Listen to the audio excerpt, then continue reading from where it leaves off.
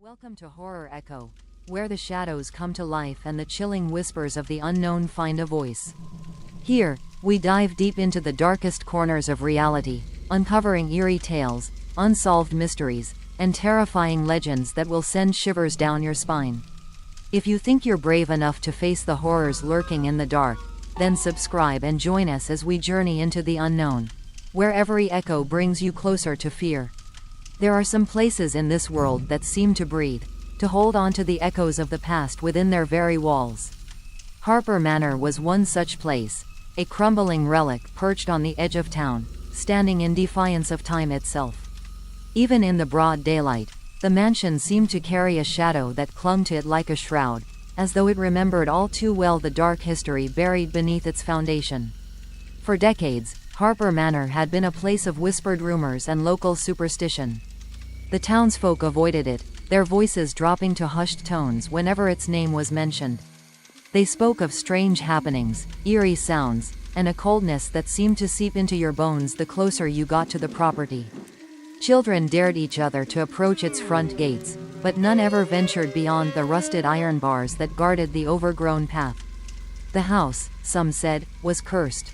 Others believed it was haunted, its many rooms holding the spirits of those who had disappeared within its walls, never to be seen again. But all the stories, no matter how varied, shared a common thread: a room that did not follow the rules of this world. The Vanishing Room, they called it. A room that was not always there, but when it appeared, it was said to swallow anyone who dared to enter, erasing them from existence.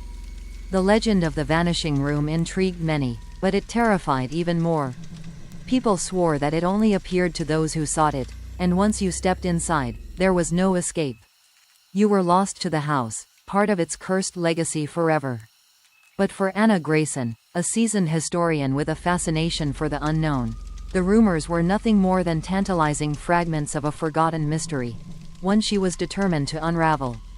Anna had spent her career studying the hidden corners of history, the stories that were often left out of the textbooks. From ancient burial sites to derelict castles, she had always been drawn to places steeped in mystery and darkness. But Harper Manor was different. It wasn't just the history of the house that fascinated her, it was the unsettling power that the manor seemed to hold over the people who lived near it. For years, Anna had heard whispers of the Vanishing Room, but it wasn't until she received the letter from Edith Harper, the last surviving member of the once illustrious Harper family, that she decided to investigate the mansion for herself. The letter was brief, written in a spidery scrawl that was difficult to read. It spoke of the house's history, but it also hinted at a secret that only Anna could uncover.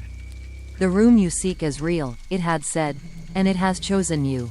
Chosen her? The words had stuck with her, lingering in the back of her mind like a warning. But Anna wasn't easily spooked. She had spent years searching for the truth behind stories far more outlandish than this, and she wasn't about to be scared off by a cryptic letter. If there was a room that could vanish, that could defy the laws of reality, she was determined to find it. But she wasn't going alone. David Reynolds, her longtime friend and colleague, had agreed to accompany her, though he made no secret of his skepticism. Unlike Anna, who had always been fascinated by the supernatural, David prided himself on his logical, scientific approach to history. He wasn't interested in ghost stories or folklore. To him, the Vanishing Room was nothing more than a local legend, a fabrication born from years of isolation and fear. "People want to believe in the extraordinary," David had said when Anna first told him about the letter. "It makes the mundane more exciting. But a disappearing room? Come on, Anna, you're smarter than that." Despite his protests, Anna had convinced him to join her on the trip. After all, the mystery of Harper Manor wasn't just about the Vanishing Room. It was about uncovering a piece of history that had been shrouded in secrecy for centuries. And if the room truly existed, if there was even a hint of truth to the stories, then it was a discovery that could change everything they knew about the boundaries between reality and the unknown. As they drove closer to the mansion, winding through narrow, forgotten roads that seemed to lead deeper into a landscape untouched by time, David grew quieter. The dense forest that surrounded Harper Manor pressed in from all sides, the trees tall and ancient, their gnarled branches reaching out like skeletal hands. The further they went, the more oppressive the air became, thick with an unnatural stillness that made even the wind seem reluctant to stir. It wasn't long before the silhouette of Harper Manor appeared on the horizon, looming like a great, decaying beast against the darkening sky. The sun was beginning to set, casting long, jagged shadows across the road as the mansion came into view. Its windows were dark, like empty eye sockets, and the once grand stone walls were now covered in creeping vines that seemed to strangle the life out of the building. "This place is a death trap," David muttered as they pulled up to the front gates, the car's headlights casting eerie patterns across the wrought iron fence. "You sure we're not wasting our time?" Anna smiled, though the sense of foreboding in her chest had been growing ever since they'd left town. "We've come this far, haven't we? Let's see what Mrs. Harper has to show us." The gate creaked as Anna pushed it open, the sound echoing through the stillness like a warning. As they made their way up the overgrown path, the mansion loomed larger with each step, its shadow swallowing them whole. The front doors, massive and ornate, groaned as they opened. The inside of the house was dark, illuminated only by the faint light of dusk seeping through the grime-covered windows.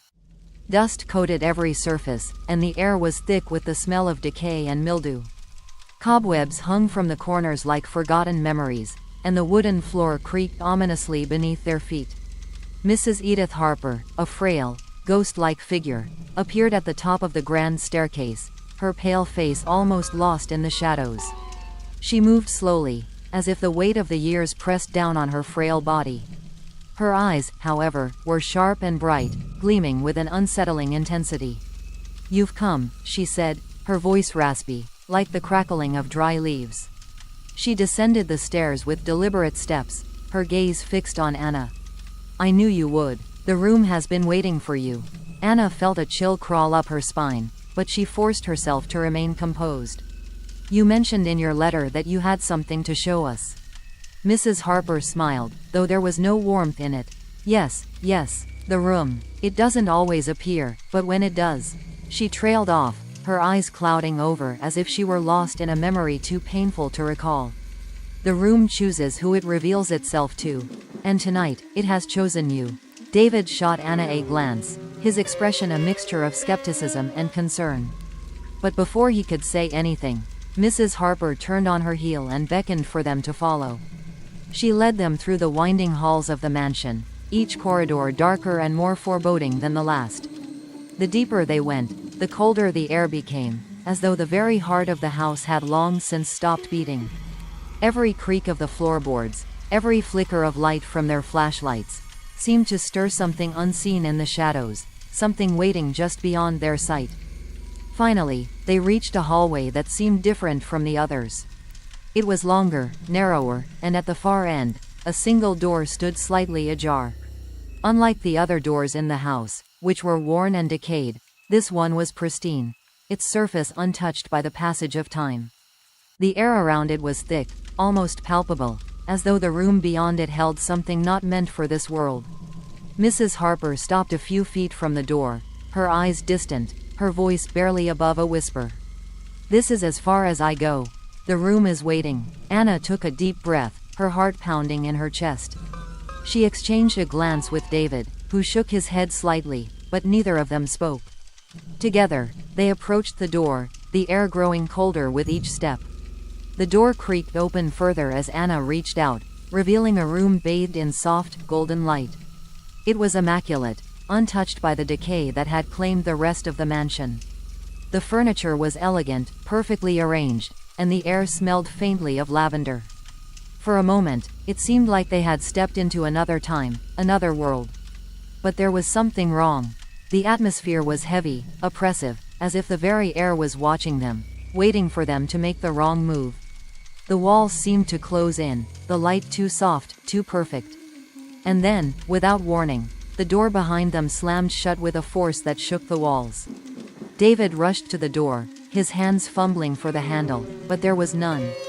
The door had vanished, leaving behind nothing but smooth, unbroken wall. Thanks for tuning in to Horror Echo, where every story is a doorway to the terrifying unknown. If this tale sent a chill down your spine, don't forget to like, share, and subscribe to never miss another step into the darkness. Have your own horror story or experience to share? Leave it in the comments, and you may just hear your own nightmare on our next episode. Until next time, stay in the light, because you never know what's waiting in the dark.